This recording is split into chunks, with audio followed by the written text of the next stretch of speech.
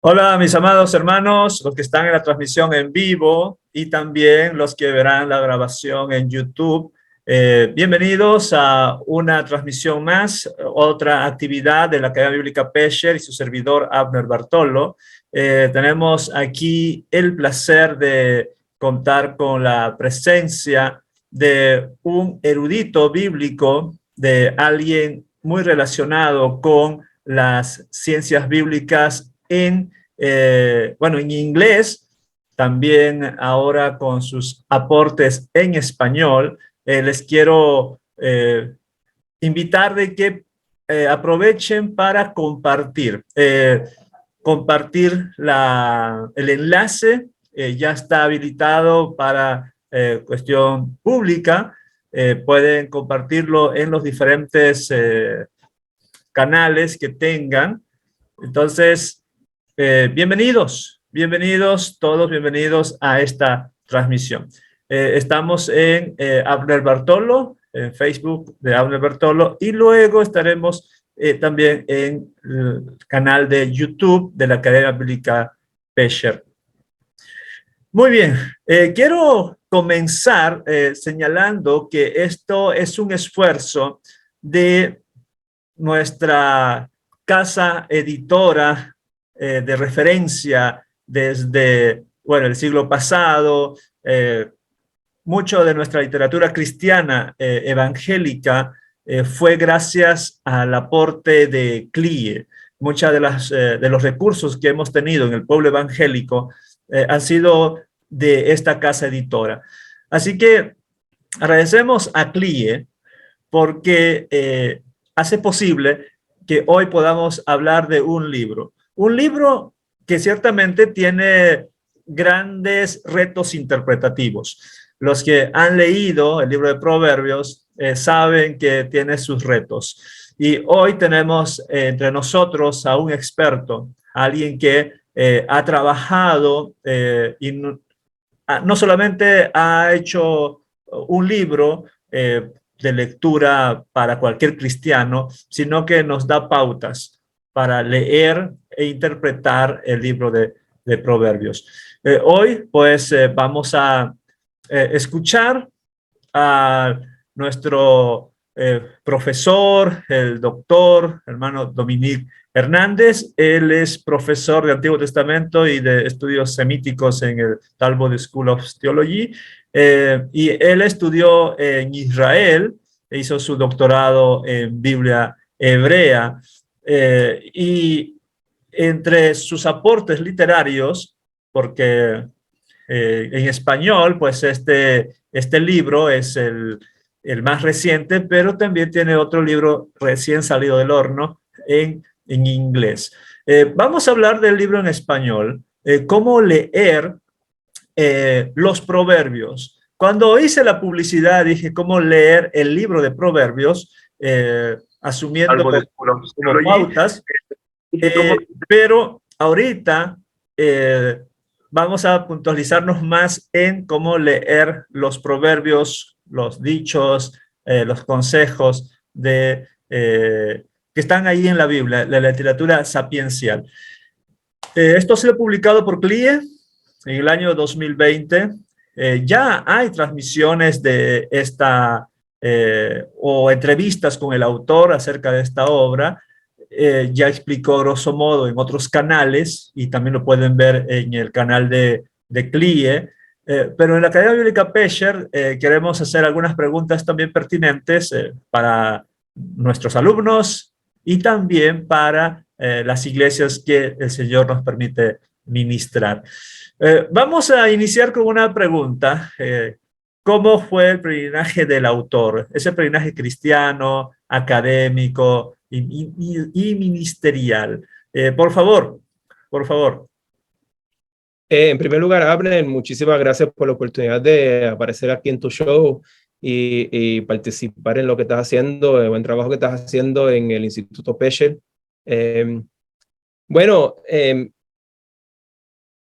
yo no tenía mis planes escribir este libro. O sea, hace como, digamos, 5 años, algo así, estaba yo checando mi correo electrónico como todos los días y recibo un correo electrónico de la editorial, de una editorial en inglés que se llama Abingdon, y fue una de las editoras de Abingdon que me preguntó si quería reunirme con ella en una de las conferencias profesionales para hablar de la oportunidad de escribir un libro.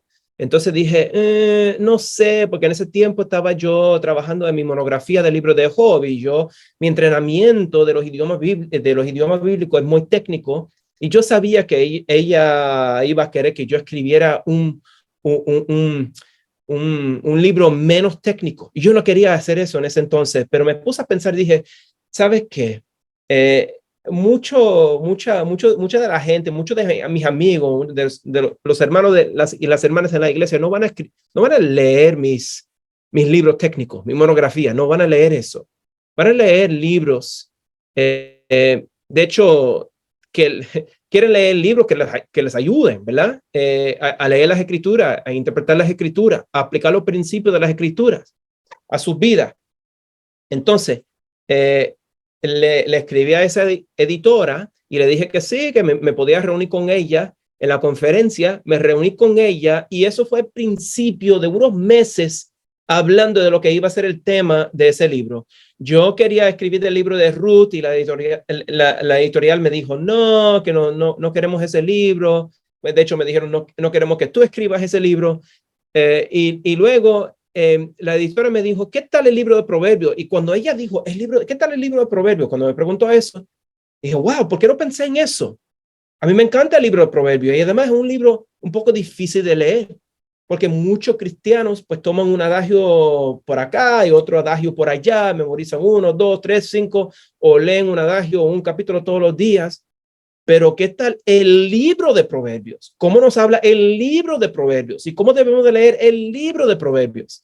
¿Verdad? Esas son preguntas que pues yo empecé a pensar en ellas cuando ella me mencionó el libro de Proverbios.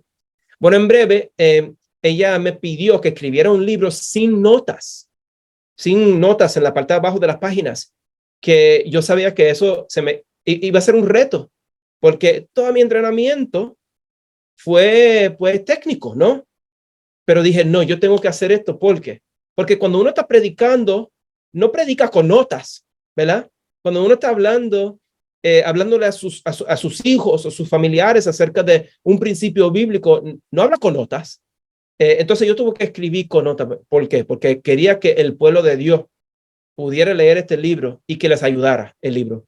Entonces me senté con mi Biblia, varias traducciones y el hebreo, por un año. Y así escribí el libro, sentándome enfrente de la computadora solamente con la Biblia. Muy bien, gracias. Es interesante, no me había percatado en ese detalle cuando leía el libro de que carecía de notas. Claro, sí tiene una nota en la traducción, pero es nota del traductor. En español hay unas cuantas notas, creo que hay 2 o 3 notas explicando cositas de la traducción. Sí, notas del traductor. Sí. Y tampoco, pues, una cosa es notas al pie de página y otra es el estilo APA, ¿no? Que pueden estar arriba en el texto, el autor, la página, el año y página, que tampoco está. Entonces, para muchos eso es un alivio, porque muchos cristianos dicen, ¿para qué me va a servir esto? Yo quiero la solución. Uno se puede pelear en las notas, ¿verdad? Y también el autor quiere verificar cada punto y esto y lo otro, pero sabe que cuando nos sentamos a leer el libro de Proverbios, necesitamos herramientas que nos ayuden. No necesitamos todas las notas, necesitamos cosas que pues tenemos que poder utilizar las destrezas hermenéuticas de lectura que tenemos y no necesariamente depender de las notas o del libro técnico que hemos leído. Sí, es verdad. Bueno, respondiste una pregunta crucial. ¿Qué te llevó a escribir este libro? Y nos cuentas de que se trata de una invitación especial de una editorial de Abingdon y este proceso que también es interesante cuando alguien te invita a escribir, ¿no? Haces un contrato con la editorial, dice, yo quiero que escribas de tal libro, muy diferente a lo que en muchos sectores, uno escribe su borrador y comienza a ofrecer, ¿no?, a las editoriales. Pues yo he hecho eso también, para que sepan. Ajá. Mi monografía fue así. Un libro técnico del libro de Job. Ahora les enseño rapidito. Este libro que se publicó el año pasado, que se habla de, o se trata de la prosperidad del malvado del libro de Job. Podemos hacer otra Okay. entrevista de este tema. Una idea, pero Eh, va tu línea por ahí, ¿no? Cuestión sapiencial. eso. Pero lo que pasa, lo que te quería decir para terminar ese pensamiento fue que yo también, no es que me invitan todo el tiempo, yo también he tenido que escribir borradores y luego tratar bueno, buscar un contrato. No me reclutan todo el tiempo. Claro, pero eso nos ayuda a entender cómo funciona el mundo editorial. Sí. Y cuando es por invitación, hay que negociar, ¿no? En este caso, ¿cuál es el libro que mayor eres especialista y qué te puede ir mejor? La editorial tiene sus perspectivas, uno tiene sus líneas de investigación. En cambio, cuando uno escribe el borrador, ya lo hace con toda la pasión, pero las editoriales quizás digan, no, es muy técnico, ¿no? Yo igual escribí un libro sobre profecías contra Edom, basado en Abdías y oráculos antiedomitas. Igual tuve que mandar a las editoriales, muy técnico o no ayuda mucho a la iglesia. Bueno, ese es un camino. Muy bien. Quiero volver a la primera pregunta, la pregunta de tu peregrinaje, porque para muchos en Latinoamérica que quieren estudiar teología, pues dicen, ¿dónde puedo estudiar? Y van mirando opciones. Pero tú tuviste el hermoso privilegio de estudiar un país que te abre la mente para leer la Biblia desde la cultura y la geografía, ¿verdad? Cuéntanos un poquito de eso, por favor. Bueno, la última etapa bueno, hice el doctorado en Israel, en Bar-Ilan, la Universidad de Bar-Ilan, que queda en la zona metropolitana de Tel Aviv, en Israel. Fíjate que eso nunca fue una meta, honestamente. Yo terminé el bachillerato, que es la licenciatura, algunos dicen licenciatura, el bachillerato y también 2 maestrías aquí en los Estados Unidos. Y estaba estudié en el seminario de Princeton en Nueva Jersey y creo que sí es posible hacer un doctorado por aquí en los Estados Unidos y recibir alguna de las mismas herramientas que yo recibí en Israel. Sin embargo, mis metas personales fueron un poco diferentes. En primer lugar, yo vi durante los años de seminario que muchos de los seminaristas no estaban conectados muy bien con la iglesia local.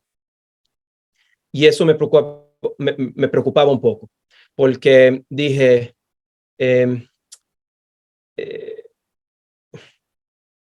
yo quiero hacer un doctorado, yo quiero estar en una situación en la cual a fuerzas, yo voy a estar conectado con la iglesia local, porque no quiero pensar que los estudios son todo lo que hay en la vida. No es así. Yo quiero servir, quiero que mi familia sirva, quiero que nosotros estemos en una situación en la cual sabemos que tenemos que depender de Dios, ¿verdad?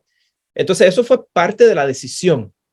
Si uno va a otro país, tiene que depender de Dios. Bueno, en primer lugar, en Israel hay mucha necesidad para poder servir a las iglesias, porque hay muy pocas iglesias relativamente en Israel.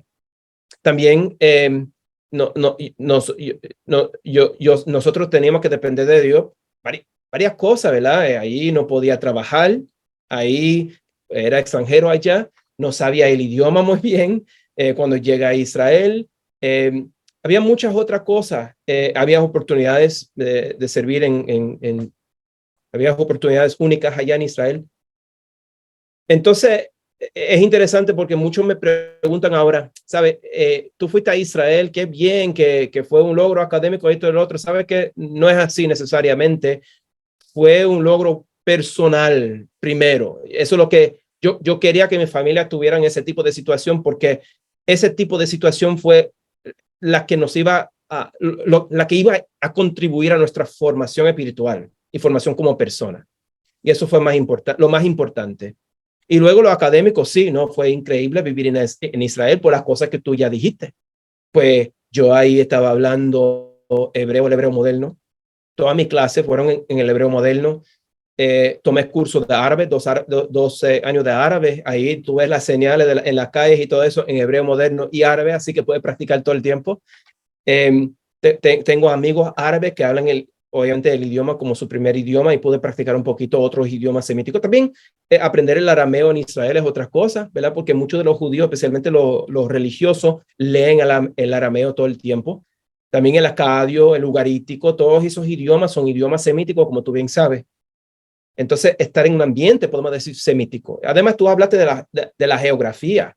Wow, la geografía. Muchos no se dan cuenta y no les estoy avergonzando a nadie, porque los que viven en Latinoamérica o los Estados Unidos, ellos no deben de saber cuál es la distancia entre Samaria y Jerusalén. Pero cuando tú vas a Israel, intuitivamente empiezas a entender ese tipo de cosas. ¿Dónde queda el Mar Muerto? Ah, pues lo sabe. La Galilea, ¿dónde queda? Ah, ya sabes. ¿Dónde queda, no sé, este monte? Ya sabes, ¿verdad? Entonces... O la orografía, digamos. Para mí,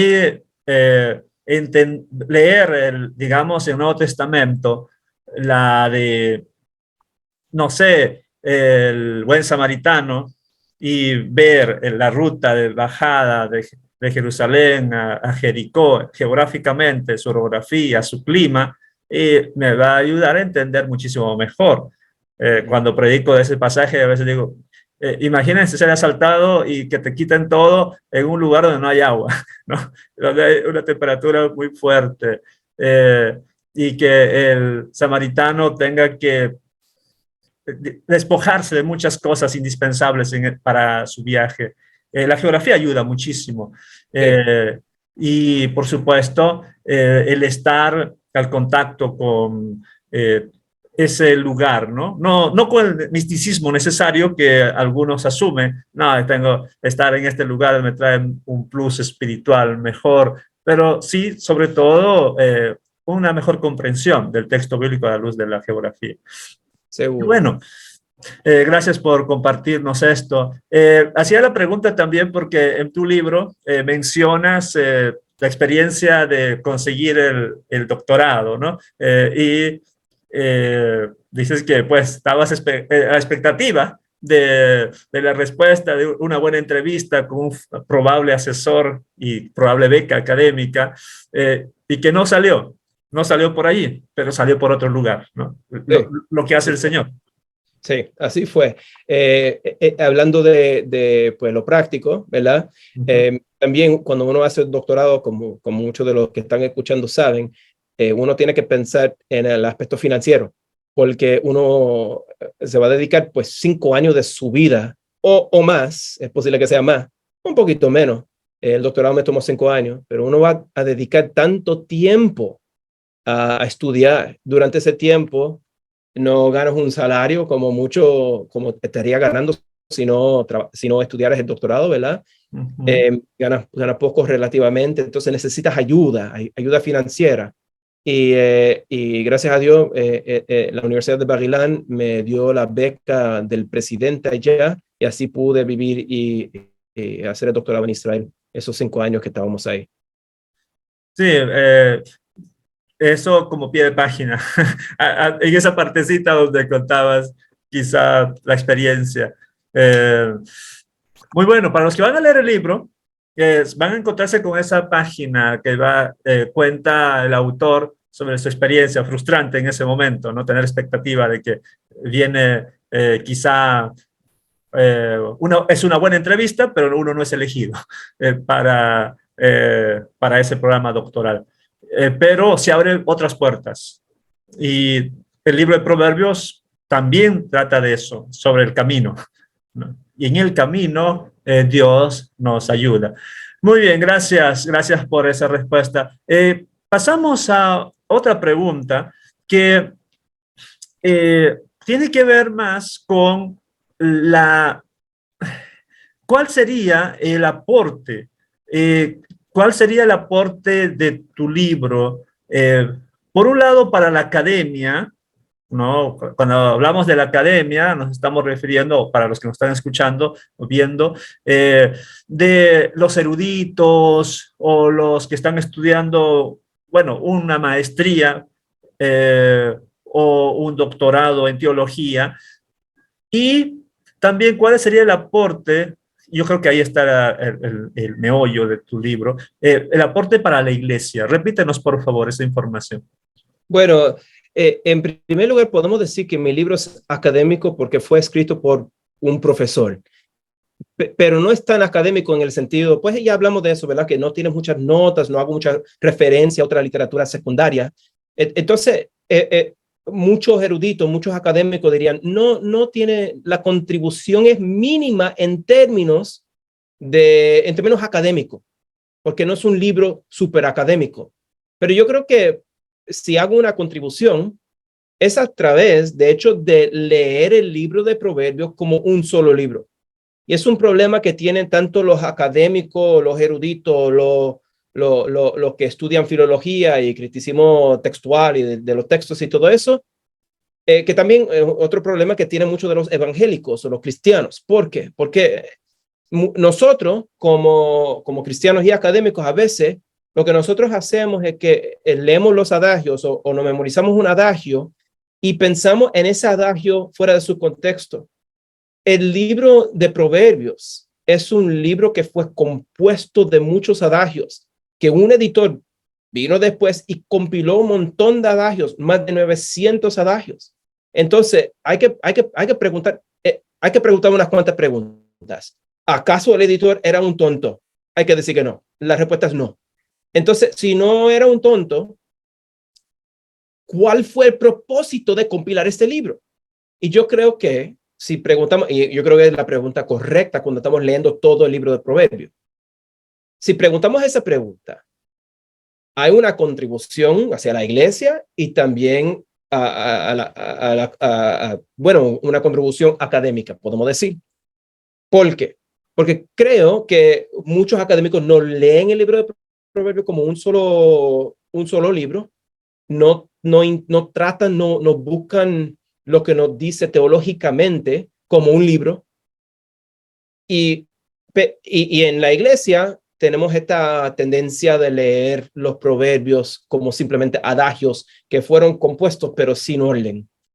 Lo que yo quiero decir es que parece que el libro de Proverbios fue compuesto de una manera intencional.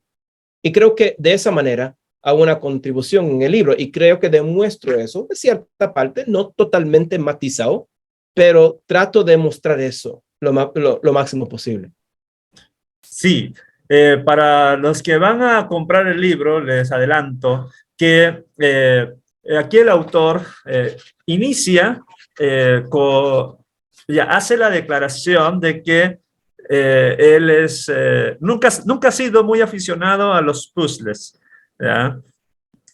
Pero sí. con los niños tuvo que jugar. Y para los que no saben qué son los puzzles, bueno, yo diría un rompecabezas, Sí. Armar las piezas. Y él hace una analogía muy interesante que yo antes no lo había notado. La analogía de interpretar el libro de Proverbios como esas rompecabezas, ¿no? Que están piezas por ahí, hay que armarlas. Y el libro trata de eso, ¿no? No explicar versículo por versículo o dicho por dicho, sino temáticas generales.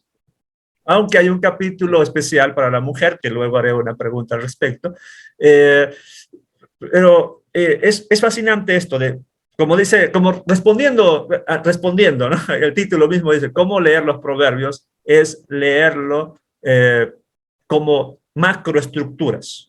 Aunque están ahí diversas, en diversas partes, macroestructuras, y no usaste el término técnico que se usa hoy en día para eso, pero como la lectura canónica, ¿no? El texto final. Bueno, luego hay una pregunta al respecto, pero leer el libro de Proverbios así, me encanta. Bueno, hay una siguiente pregunta tenemos una pregunta en Facebook y ahorita lo voy a hacer a nuestro invitado. La pregunta es, ¿cuáles crees, en tu experiencia investigando ese año y algo más de investigación, cuáles fueron los retos interpretativos? ¿Qué es lo que más te costó? Por lo menos ya dijiste en parte esos retos, pero compártenos más, por favor. Sí, entonces el libro de Proverbios tiene varios retos de interpretación. Y creo que el reto principal es un reto que muchos cristianos comparten, pero nunca dicen porque no lo quieren reconocer, que es nosotros solemos tener una hermenéutica de leer las escrituras, aunque es posible que sepamos que no debemos de leer todas las escrituras como pues de la misma manera. Solemos leer las escrituras, casi todas las escrituras, como leemos las cartas de Pablo. Buscamos el hilo, tratamos de seguir la conversación o diálogo o Contexto problema. anterior, contexto posterior. Eso mismo. Dejamos que Pablo a veces nos hable directamente a nosotros como si estuviera escribiéndonos a nosotros y leemos varias otras partes de las escrituras de esa manera. Y el libro de Proverbios es uno de esos libros que leemos de esa manera. Y en mi opinión no está bien todo el tiempo. Bueno, no está bien en general. A veces leemos los proverbios y sin saber los contextos originales de los adagios, tratamos de aplicar los proverbios como promesas. Y romper ese paradigma nos cuesta. Y me costó a mí, ¿verdad? Aquí estoy admitiendo, después de haber leído escrito este libro, diciéndote, wow, ¿te cuesta eso? ¿Por qué? Porque los proverbios son adagios. Cada uno de esos adagios o podemos decir, grupo de esos adagios tiene su contexto, tienen sus contextos originales, pero esos contextos, muchos de esos contextos originales no sabemos nosotros. Ahora tienen un contexto literario. Entonces, eso significa que debemos de leer los adagios en el contexto del libro, principalmente en el libro y luego en toda la Biblia, ¿no? En el libro, que significa que no son promesas. No debemos de leer los proverbios como promesas. Si leemos el libro de Proverbios como leemos las cartas de Pablo, nos va a causar problemas. Es un paradigma que tenemos que romper, porque los proverbios cuando los propósitos del libro son diferentes. Muy bien, gracias. Eso de que no son promesas hiere a muchos hermanos de las iglesias, especialmente con los versículos de instruye al niño en su camino, ¿no? Se ha usado bastante como promesa. Pero no es el único, son muchísimos proverbios que se usan como promesas. Hay que leerlos, como bien señalas, como adagios, como dichos, consejos de la sabiduría popular. En su contexto, exactamente. Ni siquiera en su contexto fueran promesas, porque hay varios adagios, muchos proverbios que tienen diferentes contextos que suenan como si se contradijeran, ¿verdad? O sea, ¿cómo es posible que este proverbio sea correcto y este proverbio sea correcto? Y ahí están en el libro de Proverbios, pero parece que no. Es porque el contexto cambia. Pero Claro. están en el libro porque el libro está tratando de hacer otra cosa con el lector, algo que Pablo no está tratando de hacer. Y también lo que culturalmente sería bueno o por lo menos aceptable en una cultura, en otra cultura ya no es del todo aceptable. Por ejemplo, conoces seguramente a José Luis Sicre Díaz en uno de sus comentarios a los proverbios. Él habla del proverbio que felicita al que regatea. En la cultura, pues, viviste en esa cultura del regateo muy, muy fuerte allá en Israel, ¿no? Y hay un proverbio que felicita al que dice mal, mal, mal. O sea, está mal el producto para que le baje el precio y luego se va feliz. Eso es sabiduría cultural de ese tiempo y habría que leer justamente, como dices, en su contexto. Muy bien, pasamos a cuestiones más técnicas que alguien preguntó, yo también lo tengo preparado. La pregunta es, ¿qué respuesta tú das a los distintos acercamientos críticos? O sea, sabemos que la Biblia ha sido muy estudiada de diferentes enfoques.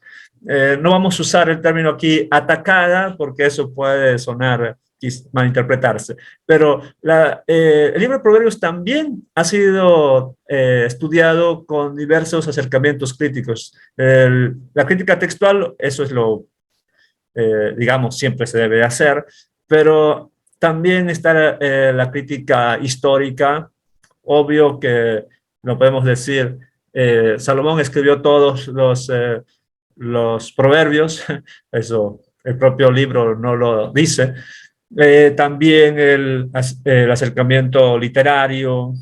¿Qué dices a eso? Y complemento la pregunta con un hermano de Chile que en el chat dice, ¿qué piensa el invitado de todos esos biblistas que plantean que nunca existió Abraham, Noé, Moisés y nada del Antiguo Testamento es histórico, menos existen evidencias arqueológicas de ese tipo, y tratan de ridiculizar a los conservadores diciendo que no sabemos nada de la Biblia? ¿Cómo enfrentar desde lo académico para responder desde el ángulo conservador? Bueno, quizá aquí la persona que pregunta quiere conseguir argumentos desde la óptica conservadora, pero además de eso, ¿cuál es tu opinión de tanto acercamientos críticos o acercamientos críticos al libro de Proverbios como a otros libros de la Biblia? Cuando hablamos de crítico, debemos de definir lo que significa eso, ¿verdad? Porque tú acabas de mencionar varios diferentes tipos de criticismo. Y dijiste, la crítica textual la debemos de hacer siempre. Eso es lo que dijiste, algo así, ¿verdad? Muchos que no saben lo que significa ese tipo de criticismo o crítica, podemos decir, te dirían que tú eres un hereje por criticar el texto, ¿ves? El texto bíblico. Sí. Entonces tenemos que definir lo que significa eso. Y obviamente, como tú bien sabes, hay varios tipos diferentes tipos de criticismo, diferentes tipos de personas que critican los textos. Entonces, tenemos que hablar, tenemos que refinar, podemos refinar la pregunta a qué tipo de criticismo o cuál es nuestro ángulo o mi ángulo cuando veo el texto del libro de Proverbios. Mejor para que podamos terminar la conversación hoy, porque si empezamos a hablar de todos los tipos de criticismo, pues nunca vamos a terminar la conversación, ¿verdad? Es interesante que tú también dijiste cuando estabas formando la pregunta que el texto no dice que Salomón escribió todos los proverbios o todos los adagios. Es interesante eso porque el nombre de Salomón sí aparece en el primer versículo y también en el capítulo 10, versículo 1, que significa que el libro tiene algo que ver con Salomón. Pero nosotros como cristianos debemos de ser dogmáticos, elipsis, de lo que dice el texto, no lo que inventamos, no lo que dice nuestras tradiciones ni siquiera. Debemos de ser dogmáticos acerca de lo que dice el texto. ¿Y qué es lo que dice el texto del libro de Proverbios, por ejemplo? Hablando de criticismo de la fuente, por ejemplo. El capítulo 25, versículo 1, dice que el libro consiste también de proverbios de Salomón que fueron compilados por los hombres de Ezequías, ¿verdad? Y Ezequías vino mucho después de Salomón. Entonces, por lo menos sabemos que el libro fue compilado. No sabemos quiénes fueron los compiladores, no sabemos quiénes fueron los hombres de Ezequías, pero el texto, el mero texto dice eso, ¿verdad? Entonces no podemos ser dogmáticos acerca de de que Salomón escribió todos los proverbios y esto y lo otro, porque el mismo texto dice que es un libro compilado. Luego vemos en el capítulo 30, aparece esta persona que se llama Agur. No sabemos quién fue. Muchos quieren decir que fue Salomón, pero el texto no dice eso. El texto bíblico no dice eso. Y luego en el capítulo 31 vemos la palabra, de hecho, de la madre de Lemuel. Es la madre de Lemuel. O sea, no puede ser Salomón, ¿verdad? Esas son las palabras de la madre de Lemuel, el rey. Entonces, sabemos que tenemos un libro compilado. Y eso significa que lo que debemos de hacer es ver el texto como está y tratar de ver qué es lo que está tratando de hacer ese texto con los lectores. Ahora, muchos de los que nos están viendo y escuchando seguramente nunca han escuchado ese tipo de retórica, que es lo que hace el texto con los lectores. Pero como cristianos, eso es exactamente lo que creemos, que el texto, como el texto vive, está tratando de impactar al corazón y a la mente y al ser, podemos decir, de los lectores. ¿Qué es lo que está haciendo el texto de Proverbios? Es la pregunta correcta, sabiendo que es un libro compilado. Muy bien, sí. A veces en ciertos sectores evangélicos le tienen miedo al término compilado, pero Proverbios y Salmos es el claro ejemplo de la compilación, ¿no?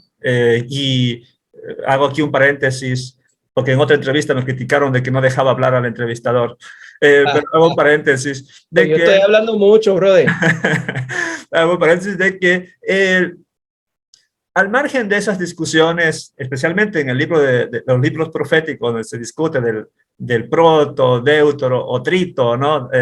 Los más conservadores de la crítica de fuentes y crítica la crítica literaria, hablan de 2 a 3 autores. En Abdías, por ejemplo, pequeño libro, encontrado que algunos investigadores hablan hasta de 8 etapas redaccionales, una exageración.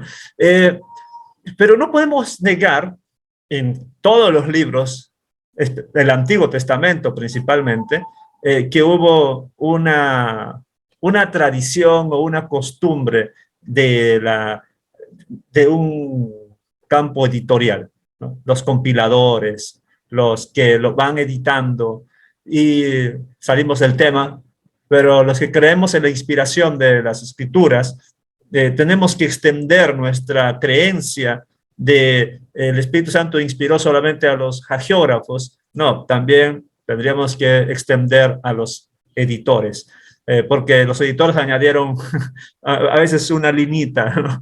Pero eso, saliéndonos del tema que estamos hablando.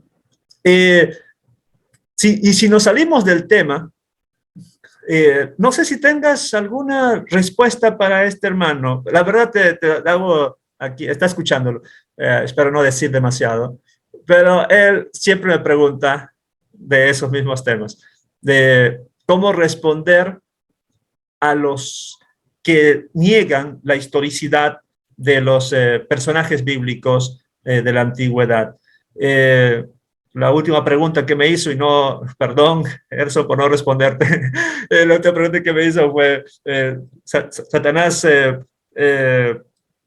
existe? Si es que no existía en el Antiguo Testamento, fue más una invención posterior. Bueno, ¿qué respuesta puedes dar? Bueno, apelando a ti que eres erudito del Antiguo Testamento, tienes un doctorado en Antiguo Testamento, enseñas en una universidad en Estados Unidos, pequeños matices. Hermano, son muchísimas preguntas en una sola pregunta, ¿verdad? Hay que hablar, te voy a decir lo que es mi postura. A mí me interesa muy poco dar respuestas breves a preguntas profundas y complicadas. creo que está muy bien simplemente admitir cuando enfrentamos a otra persona que tiene diferentes presuposiciones que nosotros. Creo que está perfectamente decir, nosotros tenemos presuposiciones diferentes. Empezamos en dos campos totalmente diferentes. Y si los dos podemos admitir eso, pues entonces podemos hablar de cuál campo es mejor, ¿verdad? Pero muchos, especialmente cristianos de nuestro grupo, nuestro pueblo, nosotros a veces no queremos admitir que estamos presuponiendo mucho en estas conversaciones. Queremos decir, no, que yo los hechos, esto es lo que digo, no. Y entonces, cuando hacemos eso, jugamos el mismo juego que muchos de los eruditos críticos. Estamos jugando el mismo juego. Hay problemas, especialmente cuando tiene que ver, hay problemas como estaba diciendo, de varios de esos temas, comprobar varias cosas históricas del Antiguo Testamento. Hay dificultades, pero la hermenéutica nuestra es totalmente diferente. La hermenéutica nuestra es una hermenéutica que empieza con la fe. No creemos porque estamos convencidos, porque leemos. Creemos porque Dios nos ha cambiado y por lo tanto leemos bien. Hay otras personas que no creen que todavía pueden leer y contribuir a la conversación, pero van a llegar a diferentes conclusiones porque empezamos en dos campos totalmente diferentes. Nosotros como cristianos tenemos que admitir eso, que estamos empezando con nuestras presuposiciones, como también la persona que duda también tiene sus propias presuposiciones. Entonces hay que hablar de eso en lugar de empezar con la misma batalla en Facebook y Twitter de que tú no crees y que tú no lees y esto y lo otro, que tú eres un tonto, que esto no es un bobo, porque no hay que hacer eso. Además, sí, simplemente en breve, para terminar esto, todos estos problemas son problemas exegéticos, y debemos de tratar cada uno de estos problemas lo más que podamos, en su totalidad, en sus contextos. No podemos decir, apologética. Yo te voy te voy a decir lo que tú debes de decir en la calle en 30 segundos, porque estos no son problemas de 30 segundos. Nosotros hemos estado estudiando esto por años. Tenemos que admitir que empezamos en dos campos totalmente diferentes. Sí, y un punto que has puesto bastante énfasis es en la presuposición. Y nosotros, los cristianos, no le llamamos presuposición, le llamamos fe. Nuestra fe, ¿no? Pero es lo que te quiero decir. Nosotros somos capaces de pelear esta pelea porque nosotros como cristianos creemos que Dios ha hecho algo en nuestros corazones y por lo tanto creemos en estas cosas. No es necesariamente que todos los ciertos nos convencieron. Nosotros estamos tratando de bregar con los mismos problemas, ¿verdad? Lo que debemos de decir es que nuestra trayectoria empieza con una hermenéutica de fe. Y si no admitimos eso, empezamos a jugar el juego de que no, que esto y lo otro. No hay que jugar ese juego. Nuestro testimonio está basado en decir, esto es lo que Dios ha hecho en nosotros y con nosotros. Y por lo tanto leemos así. Y tú también puedes leer de esta manera. Y mira, la razón por la cual no lees de esa manera es porque no estamos empezando en el mismo lugar. Sí. La pregunta que hace nuestro hermano se debe mucho a que hay en Latinoamérica, bombardeo de ciertos círculos críticos que pues niegan casi toda la Biblia, ¿no? Lo que antes se llama... Solamente eso existe en Latinoamérica, brother. Un acercamiento de ciertos movimientos, ¿ya? De criticismo. Lo que ya en Europa era lo que se llamaba antes, ¿no? La teología liberal. Aquí casi no llegó, pero ya está llegando, siguiendo a algunos, por ejemplo, alguien que pegó mucho en cierto sector, pues Israel Finkelstein, ¿no? Con su Biblia desenterrada. Y eso se ha convertido en Biblia para muchos centros. Lo estudian, lo leen y se emocionan muchos cristianos y comienzan a dudar de la Biblia. Lo que hace Finkelstein es replantear la historia, ¿no? Desde el punto de vista arqueológico, pues él es un minimalista. Y lo que hace es contar la historia desde una perspectiva reconstructivista. Y dicen algunos cristianos, debe ser cierto, entonces no sucedió el éxodo, no sucedió tal. Yo respondo cuando me hacen preguntas sobre justamente el éxodo y Moisés y el Pentateuco, lo que el que escribió aquí, ¿no? Danny Carroll, respondió. Mira, yo veo mucho de Moisés en el Pentateuco.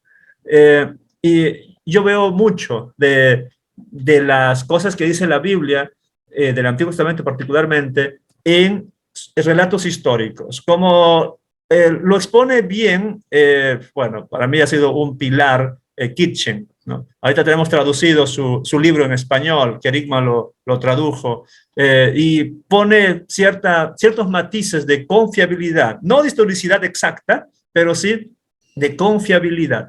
El problema está de que vienen estas personas y son dogmáticos, son muy dogmáticos, o bueno, es un fundamentalismo del otro extremo, ¿no? Y entre fundamentalistas se agarran y el problema está que muchos pierden su fe. Y el temor de este pastor es justamente eso, ¿no? Sí, Abner, lo que yo quería decir es lo siguiente, es un punto que tú hiciste ahora, sin querer hacerlo, seguro, que es lo siguiente. Cuando se trata de estas preguntas complicadas, ¿verdad? Estos asuntos complicados, tú dijiste que leen por ahí Finkelstein. Deben de leer a Finkelstein. ¿Por qué? Porque Finkelstein es un erudito creme de la creme, ¿verdad? No tenemos que estar de acuerdo con él para admitirlo. Pero, ¿quién es el otro erudito que tú dijiste que pues, te gusta a ti? Kitchen. También creme de la creme. O sea, estamos hablando de eruditos que se han dedicado todas las vidas de ellos han dedicado a estudiar esto. Entonces, estas preguntas se merecen un poquito más de una respuesta de 30 segundos que le pueda decir a una persona en la calle. No, hay que hablar de estos asuntos. No debemos de aceptar ni negar lo que dice el texto bíblico sin pensar en esto como evaluando detenidamente lo que dicen los eruditos. Y digo, no tenemos que ser tan pretenciosos. No podemos negar lo que dicen personas como Finkelstein, ¿verdad? Que en 30 segundos, si una persona ha leído su libro, no podemos decir, no, que esto y lo otro en 30 segundos deshacer lo que él hizo en su carrera. Simplemente claro. Es un poco pretencioso eso, ¿verdad? Nosotros tenemos que ser humildes en nuestra lectura también como cristianos y de vez en cuando decir, yo no sé, pero creo que eso pasó porque es lo que dice el texto y yo empiezo leyendo con una hermenéutica de fe. Claro. Y ahí va lo que mencionaste, los pies de páginas. Los pies de páginas. Las largas discusiones al pie de página que yo critiqué no hace mucho, de que un autor no citara justamente a Wittgenstein en su comentario, porque el hecho de que no se crea lo que él dice, o sea, lo que Wittgenstein asume. Por ejemplo, el libro de Josué, Wittgenstein va a decir que es una reconstrucción de Josías, ¿no? El hecho que el autor no crea eso, no es para excluirlo de mi bibliografía. Mínimo hay que poner en el pie de página diciendo hay un erudito israelita que cree esto, mínimo en el pie de página, ¿no? Claro, siempre y cuando, como en tu caso, la editorial lo permita, si no lo permite, arriba explicando someramente. Muy bien, gracias por esa respuesta. Vamos a otra pregunta que tiene que ver más con el campo de muchos de los alumnos de la Academia Bíblica Pesher, como también de los seminaristas. Es el libro de Proverbios, que tiene muchos consejos para la vida. También tendrá aportes teológicos. ¿Cuáles serán aportes teológicos? No, digo, obvio que sí lo tiene, ya, teología práctica se puede decir, pero ¿qué otros aportes podrían haber del libro de Proverbios? El libro de Proverbios se trata de varios temas que se repiten. Muchos de los autores del antiguo Medio Oriente hacían su punto, no a través de signo de exclamación, como en el español, que tenemos dos, ¿verdad? Uno al revés al principio de la frase y luego signo de exclamación al final de la frase. En el antiguo Medio Oriente y en la Biblia, muchos de los autores hacían sus puntos a través de la repetición. Y si lees el libro de Proverbios 10 veces, y yo lo leí muchas veces en ese año que estaba escribiendo el libro, tú te vas a empezar a dar cuenta que el libro habla mucho del temor del Señor, de Jehová, habla mucho de cómo se usa la boca o la lengua o del habla, ¿verdad?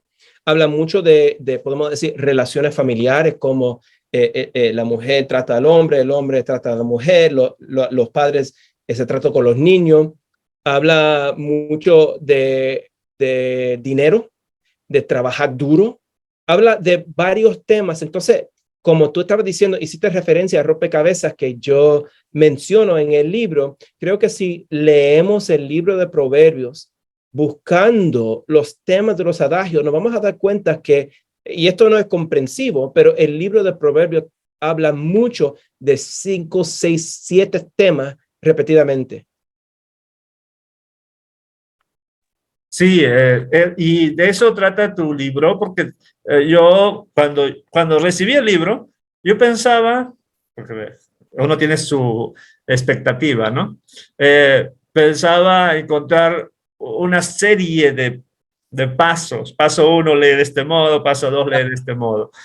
Pero me encontré con un bosquejo muy, muy reducido de 4 puntos.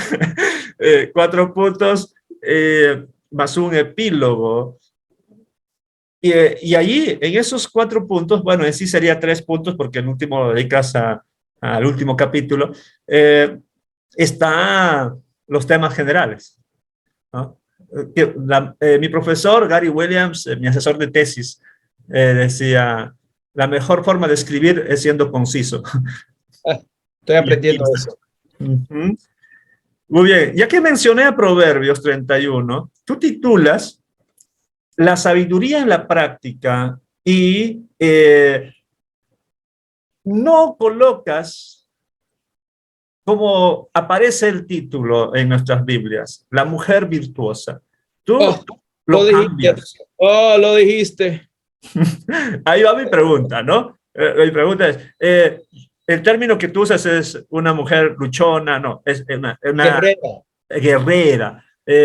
Cuéntanos, ¿por qué fuiste por esa esquina? Mira, tú sabes que en primer lugar, ese poema empieza con Aleph, es un acróstico, empieza con Aleph y luego Bet, Gimel, Dalet, He, Vav, Zain, Het, Tet, Yud, Kaf, Lamed, Mem, Nun y sigue. Ahora, la primera frase es Eshet Hayil Mimtza.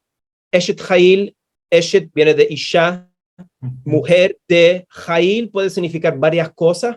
Tiene que ver quizás con, puede ser algo como virtuosa o algo así, como Ruth es Eshet Hayil también, pero también Ruth, la palabra Hayil puede ser algo como, puede significar algo que tiene que ver con guerra o puede significar, por ejemplo, guerrero o soldado, como hoy en día se usa esa palabra para indicar un soldado que lucha en el ejército en Israel. Entonces, yo creo que de hecho, si estamos viendo a una mujer que hace todo ese tipo de cosas que vemos en el poema, todo eso, estamos viendo una mujer que hace todo eso. Esa mujer no es una mujer virtuosa, porque esa mujer de hecho no existe. Si hay una mujer que puede hacer ese tipo de cosas, será una mujer súper fuerte que en esta situación yo la llamo la mujer guerrera, porque tiene que ser una guerrera para poder hacer todo ese tipo de cosas a la misma vez. O sea, no es una persona real. Estamos viendo, como digo en mi libro, la sabiduría personificada. Cuando se plantea de ese modo, que no es una mujer real, obvio que no lo es porque es un poema, pero al ponerlo en personificación, ¿no se le baja del pedestal como paradigma para las mujeres? 100%. Ajá. Definitivamente. Porque no, tu libro dice, esto no es para las mujeres solamente. Para nada, no, piénsalo. Mira, Abner, déjame decirte una cosa. Si ese capítulo no te aplica, ¿por qué está en tu Biblia? ¿Sabes qué? Agarra las tijeras más cerca y corta ese capítulo de tu libro, hablando de criticismo de texto, ¿verdad? Quita eso, pero no vas a hacer eso. ¿Por qué? Lo que pasa es que muchos cristianos piensan que este capítulo solamente se le aplica a las mujeres, pero piénsalo, si es así, porque está en todas nuestras Biblias. Y además de eso, ese tipo de lectura le impone muchísima presión a mujeres para que hagan todas las cosas como si fuera una lista de cosas que mujeres tienen que hacer. Pero ninguna mujer puede hacer todas esas cosas. Lee el poema. No, nadie puede hacer eso. Yo creo que lo que pasa es lo siguiente. En primer lugar, es un poema, como tú dijiste. Vemos eso a través del acróstico. También vemos eso a través del contenido del poema. Si tú lees en el libro de Proverbios, todos los temas que se repiten también en todo el libro de Proverbios, también esos temas se repiten en ese poema. O sea, ya que tú llegas al capítulo 31, tú como lector estás pensando, wow, ok, he visto todos estos temas, como una persona sabia usa la lengua, como una persona sabia, como esa persona es con su familia, que una persona sabia trabaja duro. Vemos toda esta cualidad de la persona sabia. Llegamos al capítulo 31 y ahí tenemos el ejemplo personificado. Esta mujer, Eshet Hail, que es la sabiduría. Muy bien, gracias. Sí, y eso es lo que también resalta Danny Carroll en su parte final, ¿no? Es una contribución particular. Quiero subrayar eso porque no lo he encontrado en otro comentario. ¿Ya? No es que haya leído todos los comentarios exegéticos de Proverbios, pero no lo he encontrado esa interpretación que haces. Y Danny Carroll, pues, es un especialista en Antiguo Testamento y acuña aquí de que esto de Proverbios 31 es una contribución particular, nacida de la experiencia latina del autor, ¿no? Quiero decir una cosa para que todo el mundo sepa. Yo no estoy diciendo que no le debemos de decir a nuestras mujeres, mujer virtuosa, no estoy diciendo que no le debemos decir mujeres de Proverbios 31, porque nosotros a veces utilizamos retórica bíblica para hablar de otras cosas. Si alguien le dice a mi mujer, que se llama Gaby, de hecho, Gaby, le dice a Gaby, Gaby, tú eres una mujer de Proverbios 31, yo sé lo que esa persona quiere decir. Le están diciendo algo muy positivo acerca de cómo es una mujer que cuida a los demás, es una mujer que cuida su casa, es una mujer que piensa en los pobres, una mujer que trabaja duro. Reconozco eso. Todos tenemos que reconocer eso, ¿verdad? Y el ejemplo que uso en mi libro, de hecho, se trata de mi madre, que tuvo 4 hijos biológicos y luego adoptó a 3 niños. Yo tengo hermanos que tienen 13, 12 y 5 años, y mi mamá está en los 60. Entonces adoptó a 3 niños ya cuando había pasado la edad de tener hijos. ¿Por qué? Porque es una mujer virtuosa. Reconocemos la retórica, ¿ok? Lo que yo quiero decir es que a veces utilizamos retórica para animar y todo eso, pero eso no es necesariamente lo que estaba diciendo el autor o tratando de comunicar el autor. Y lo que estaba tratando de comunicar el autor es más importante que el desarrollo o la evolución del significado de la retórica. La evolución del significado de la retórica no debe de controlar lo que dice el texto en nuestras iglesias. Y no usar Proverbios 31 también como un texto para presionar. Sí, claro que no. Ajá. Si los hombres hacen eso, no, en serio, lo deben de quitar de su Biblia, mejor ahora. Porque se puede idealizar y decir, bueno, si no cumples todos estos, no eres una buena cristiana o no eres una buena esposa. No, pero sí es un modelo en la que todos debemos seguir como lo que dice ahí, sabiduría personificada, ¿no? Muy bien, gracias, muchas gracias. Hago un paréntesis aquí para los que están viendo la transmisión y los que van a ver la grabación, de que se va a dejar un link para descargar las primeras páginas del libro, ¿ya? Y un link para que puedan comprar el libro de CLIE o vía Amazon. a fin de que llegue pronto este ejemplar hasta sus hogares. Te lo pueden conseguir en cualquier librería cristiana. Esa es la ventaja de CLIE, que tiene representantes en toda Latinoamérica. También, cerrando un poquito esto ya, quiero pasar a... Tienes otro libro que acaba de salir. Está calientito, ¿verdad? ¿Se va a traducir ese libro? A ver, estamos Eh, hablando de Poesía, prosa, ahora te voy a decir, profecía. pero tengo que sí, tengo uno por aquí, dame un segundo. Sí. Engaging the Old Testament, sí, se va a traducir, debe de salir el próximo año, el próximo verano, creo. Por ahí, no estoy 100% seguro, porque no controlo ese tipo de cosas. Sí. Los autores tienen muy poco poder, ¿sabía? Sí, bueno, gracias por avisarnos. Para los que no lograron ver bien la portada, eh, el libro, me interesa más el subtítulo, ¿no? Es casi igual como esta, solamente que Eso. ya abarca casi todo el Antiguo Testamento, ¿no? Exactamente. Cómo leer la narrativa, cómo leer la poesía y cómo leer la profecía. Eso mismo. Entonces, te voy a pasar un enlace para que todo lo que están entonando también puedan bajar las primeras páginas de ese libro si quieren. Está en inglés, pero okay, los que todavía. quieran en la versión en inglés, vamos a tener, gracias hermano Dominique por facilitarnos las primeras páginas del libro, y esperen los que no saben inglés, aunque hoy pues con traductor se puede traducir buena parte. Enlace que te acabo de enviar en el chat, lo puedes poner en tu Facebook, y ahí hay varios otros artículos también en español.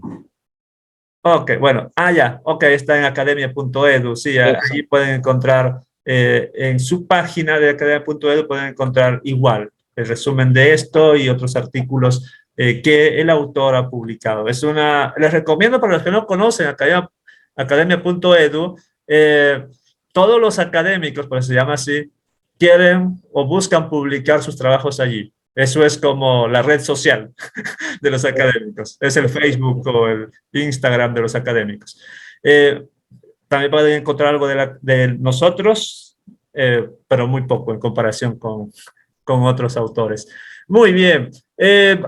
Gracias. Ese libro de cómo leer la poesía, la profecía y bueno, profecía, me imagino que sigues la misma temática. ¿O no? No exactamente. No Este libro no es un libro técnico, pero es mucho más, tiene muchas más notas, como tú ves aquí abajo, ¿ves? Okay. Entonces, este libro sí es una combinación de mis notas de profesor, de mis clases de hermenéutica y mis notas de introducción al Antiguo Testamento, que es un curso que enseño también aquí en Talbot en español. Y esto es lo que pasa.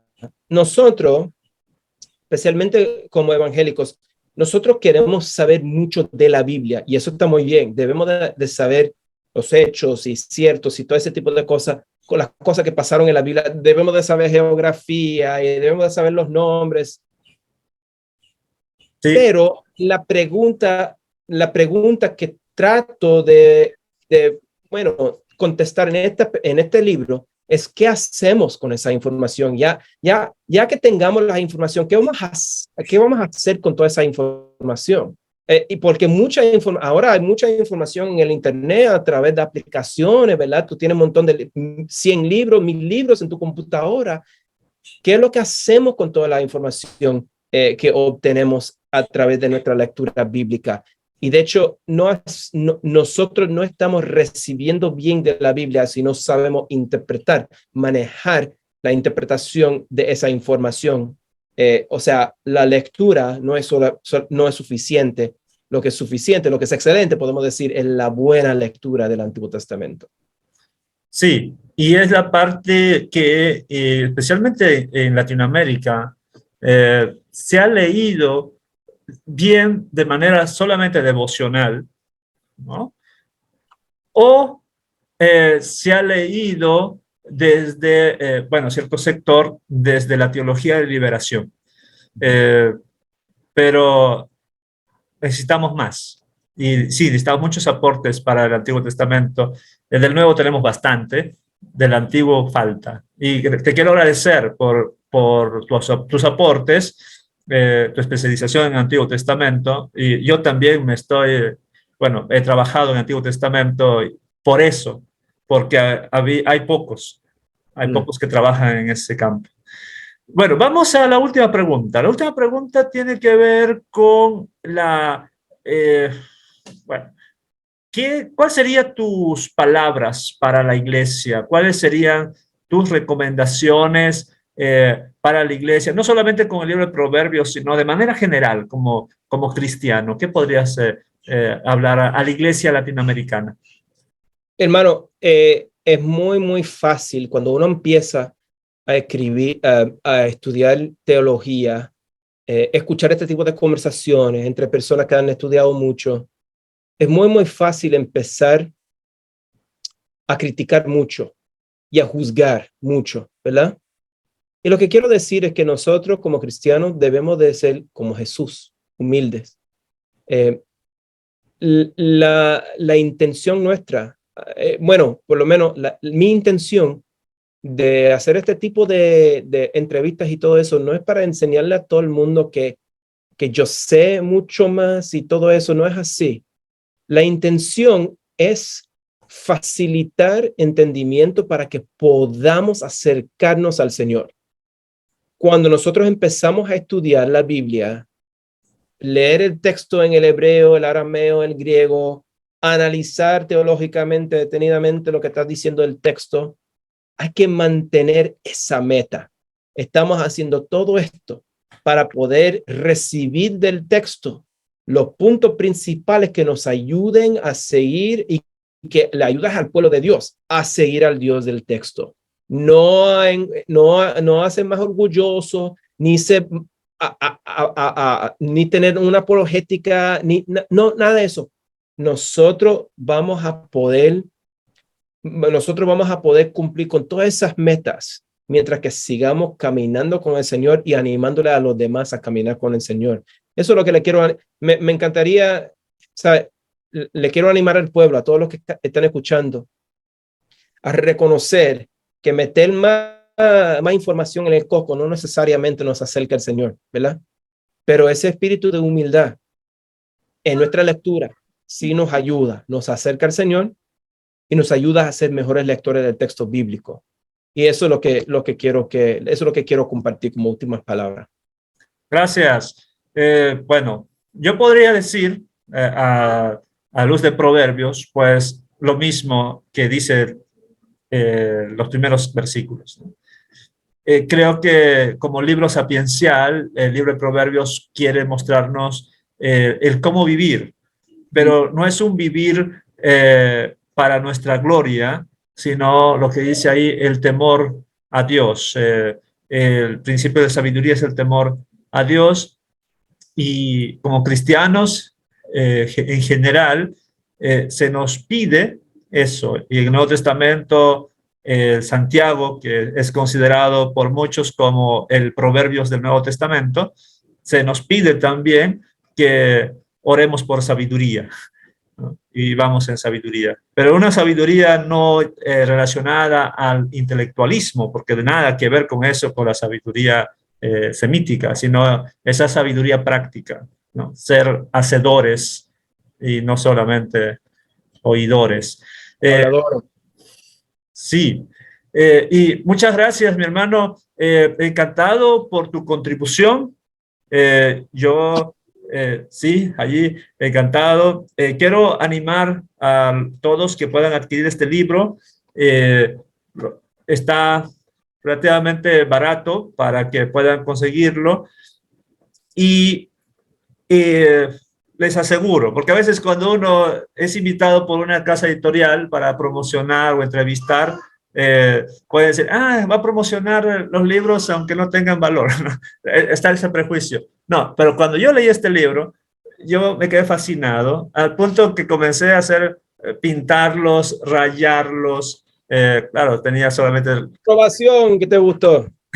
Sí, un libro muy útil y desde una perspectiva fresca, ¿ya? Fresca, con muchas ilustraciones personales que gusta, ¿no? Que gusta, sin caer, por supuesto, en la indiscreción, pero te abres en este libro, cuentas tus experiencias, no fracasos, pero sí tu caminar, tu peregrinaje, la de tu mamá, que por supuesto hay cierta emoción, y así. Con esto les quiero decir a los lectores, a nuestros hermanos, no va a haber pierde con este libro.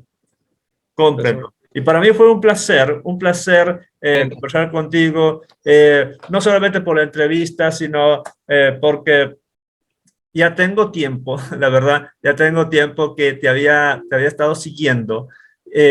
Y inclusive te hice una invitación en su momento para colaborar con la revista, con Querigma, para publicar un comentario, pero estabas creo que en la etapa final de tus estudios doctorales, por Ah, allí. sí. Sí, Ni me acuerdo, me tiene que perdonar.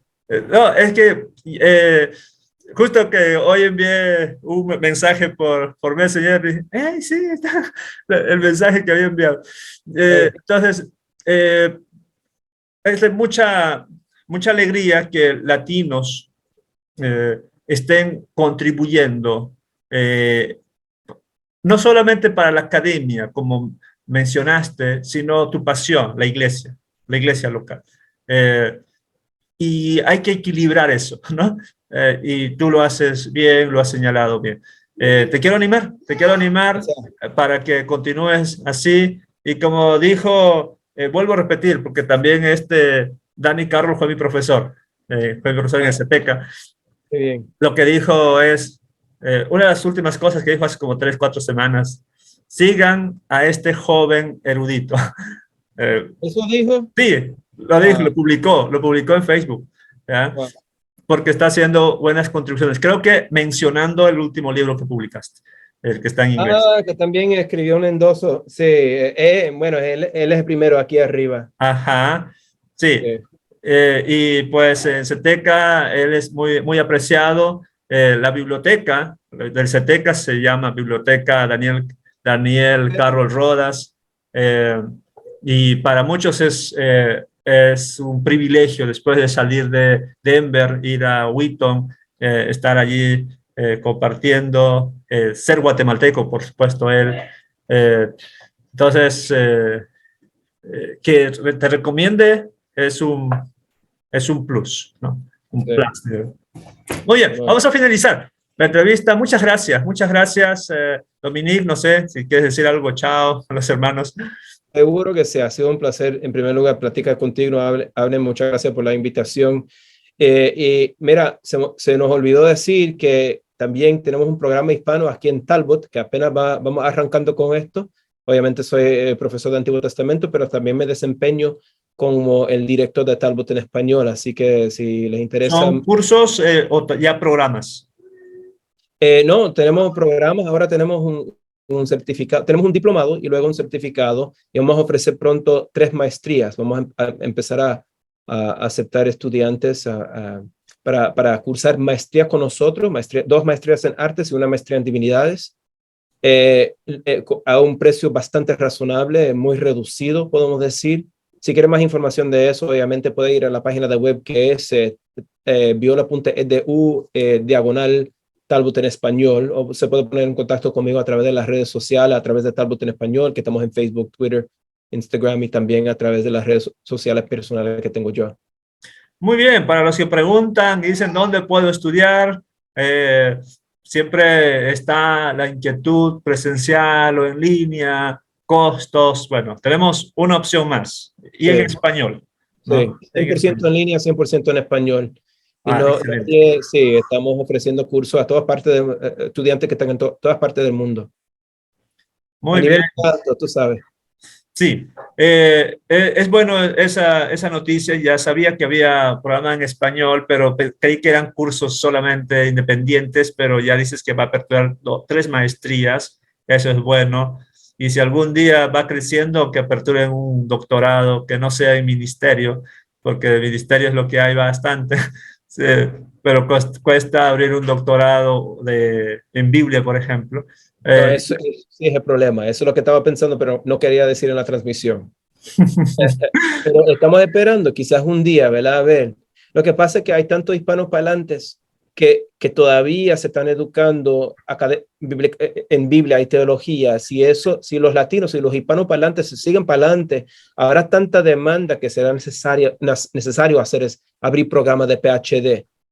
Ahora tenemos que crear esa demanda y eso es lo que estamos en eso ahora. Estamos a principio, en la primera fase, podemos decir de aquí en los Estados Unidos con los programas hispanos que han surgido en los últimos años, de crear una generación de hispanos aquí en los Estados Unidos, en toda parte del mundo, una generación educada, una educación que quiera seguir para adelante con los estudios de los idiomas bíblicos, de la teología profunda y de varios podemos decir, otras cosas en estos campos. Esperamos que pronto, porque sí hay mucha necesidad. Definitivamente. Mucha necesidad. Bueno, muchas gracias. Gracias a todos. Cerramos la transmisión.